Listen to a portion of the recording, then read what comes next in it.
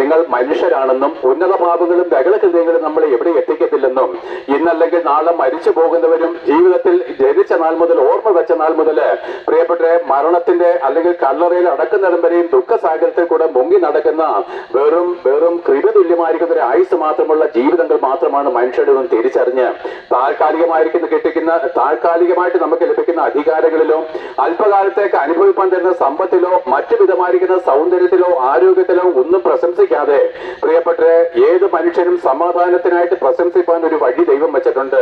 അത് 2000 വർഷങ്ങൾക്ക് മുമ്പ് ആ കാൽവരി ക്രൂശിൽ നമുക്ക് പകരക്കാരനായിട്ട് മരിച്ച യേശു ക്രിസ്തുവാണ്. അതുകൊണ്ട് ഏതൊരു വ്യക്തിയും യേശു ക്രിസ്തുവിനെ പ്രശംസിക്കണമെന്നും ഏതൊരു വ്യക്തിയും ക്രൂശിക്കപ്പെട്ട ക്രിസ്തുവിനെ മഹത്വപ്പെടുത്തണമെന്നും ദൈവം ആഗ്രഹിക്കുന്നു. അത് ഹിന്ദുവെന്നോ ക്രിസ്ത്യാനിയെന്നോ മുസ്ലിമെന്നോ ഒന്നും ഇല്ല പ്രിയപ്പെട്ടവരെ.